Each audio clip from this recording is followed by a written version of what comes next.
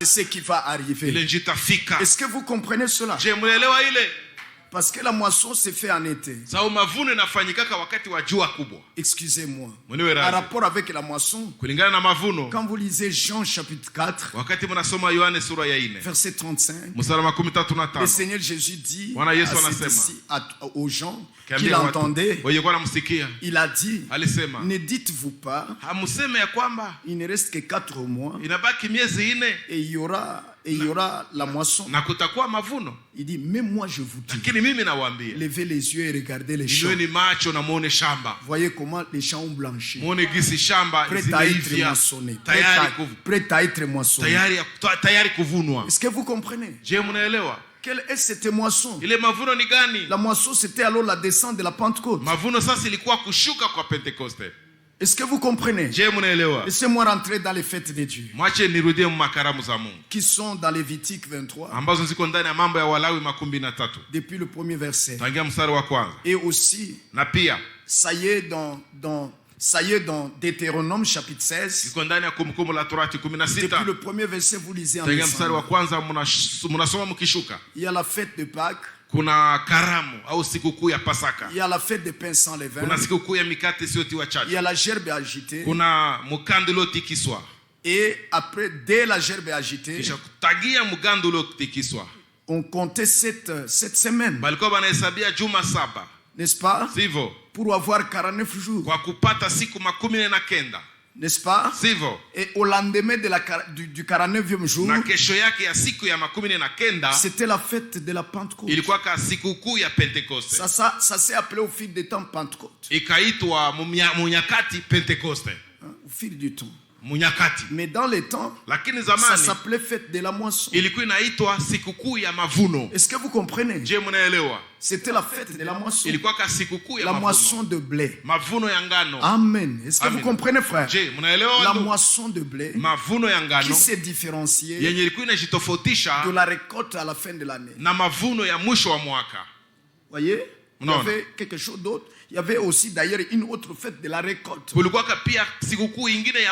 qui tombait à la fin de l'année. Oui, frère.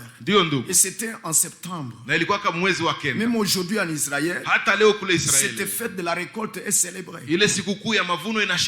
Dans le judaïsme. S'il vous plaît, frère, écoutez cela. Et ça sera la même chose avec nous.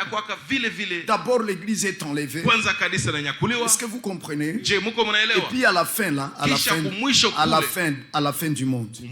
la fin du monde. Maintenant c'est la récolte de toute autre semence. Est-ce que vous comprenez? Que le Seigneur vous bénisse beaucoup. Donc ces fêtes c'était des prophéties. En type. Vous comprenez? La Pâque. Notre Pâque c'est Christ qui a été immolé, n'est-ce pas, frère? Amen, amen, amen. Et la fête des pains sans levain et la Pâque, ils sont arrivés à être fusionnés. Voyez? Et on les appelait soit Pâques, ou pain sans levain, c'est tout. La Pâque tombait le 14e jour du mois d'Abib au soir. Pasaka ilikuwa inafikia kusiku ya 14 ya mwezi wa Abibu magharibi. Certainement. Hakika. Et le 15e jour le matin, na siku ya 15 sasa asubuhi, commençait la fête des pains sans levain. Ilikuwa inaanza sasa sikukuu ya mikate isiyotiwa chachu. Est-ce que vous comprenez? Je mnaelewa? Alléluia. Alléluia. Ainsi les choses se passaient comme ça. Na hivyo vitu vikafanyika hivyo. Maintenant cette fête des pains sans levain durait 7 jours. Sasa ile sikukuu ya mikate isiyotiwa chachu ilikuwa inafaa siku 7. Au 22e jour, kusiku ya 12, c'est-à-dire au lendemain du sabbat de la fête des pains sans levain, c'était alors la gerbe agitée. C'était la prophétie de la résurrection du Seigneur. Le saviez-vous? La fête de la gerbe agitée, c'était la fête de la résurrection du Seigneur, pour que nous soyons agréés. C'est pour cela qu'il est écrit dans la Bible qu'il est ressuscité pour notre justification. Amen, amen. C'est notre approbation par le Seigneur qui nous trouve comme n'ayant jamais péché et a cru à la Pâque. tukishaamini et a cru à la Pâque qui est Christ notre Seigneur, immolé pour l'expiation de nos péchés et qui a été enseveli, éloigné de nous nos péchés. Amen, amen. Alors il ressuscite sans péché. Gloire à Dieu. Et nous trouve sans péché. Alors il nous dit, paix soit avec vous. Il n'y a plus de condamnation pour ceux qui sont en Jésus. Alléluia. Comment vont-ils être condamnés? Comment vont-ils être condamnés? Parce que Christ a déjà été condamné à leur place. Et il a porté les péchés de leur condamnation. Et à cause de ces péchés, il a été condamné. Amen, amen, amen, amen. Gloire à Dieu. C'est ce qui s'est passé. Alors la fête de la gerbe agitée, la fête de la résurrection de notre Seigneur Jésus, pour notre justification. Ceux qui croient. Maintenant, il fallait compter 50 jours. N'est-ce pas, frère? Amen. Amen. Et depuis la résurrection, c'est pour arriver à la fête de Pentecôte. Vous voyez comment les choses sont vraiment bien ordonnées dans la parole. Et ça s'emboîte. Il n'y a pas de confusion. Il n'y a pas de désordre dedans. Tout est bien planifié par Dieu. Oh, gloire à Dieu. Oui, les ombres et les réalités des ombres s'emboîtent très bien. Ça s'emboîte, zinapatana. Très très bien dans les Écritures. Amen, amen, amen. Alors, la gerbe agitée et le jour de la résurrection du Seigneur. Maintenant, voyez, de la gerbe agitée à la Pentecôte, c'est-à-dire à la fête de la moisson, il fallait compter 7 semaines. N'est-ce pas? C'est-à-dire 7 fois 7 égale 49. 49 jours. Est-ce que vous comprenez? Alors au lendemain de cette semaine, c'était la fête de la moisson.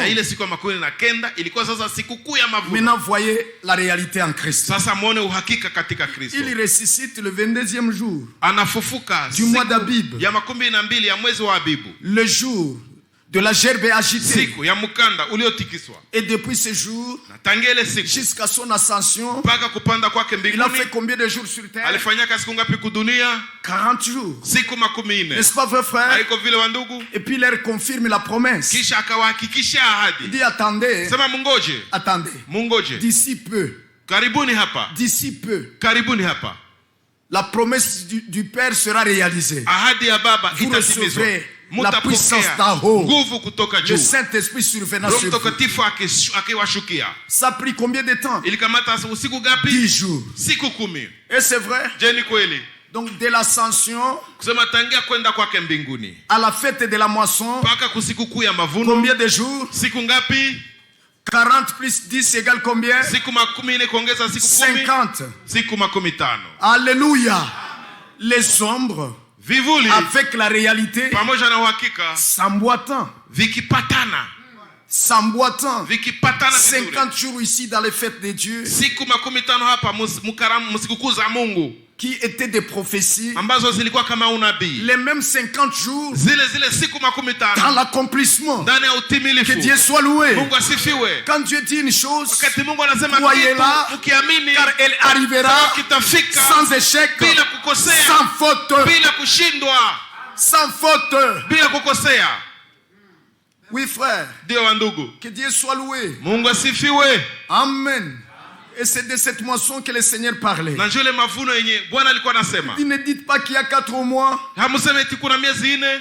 jusqu'à la moisson. Mais moi je vous dis, regardez les champs comment ils ont blanchi. Prêtes pour la moisson. Amen, amen. Et le jour de la Pentecôte, na siku ya Pentecoste, la fête de la moisson, sikukuu ya mavuno, elle a commencé avec 3000 âmes récoltées, moissonnées. Na nafsi 3000 zenye zilivunwa kwa siku moja. Et c'est vrai. Je ni kweli. Et depuis ce jour-là, na tangele siku, c'était moisson jour après jour. Ni mavuno siku kwa siku. Et il ajoutait à l'église chaque jour les moissonnés, les moissonnés. Wenye walivunwa. Est-ce que c'est vrai? Je ni kweli. Gloire à Dieu. Tukufu kwa Mungu. C'est comme ça. C'est ce qui s'est passé, mes frères. Ainsi donc, s'il vous plaît, mes frères. Amen, amen. Amina.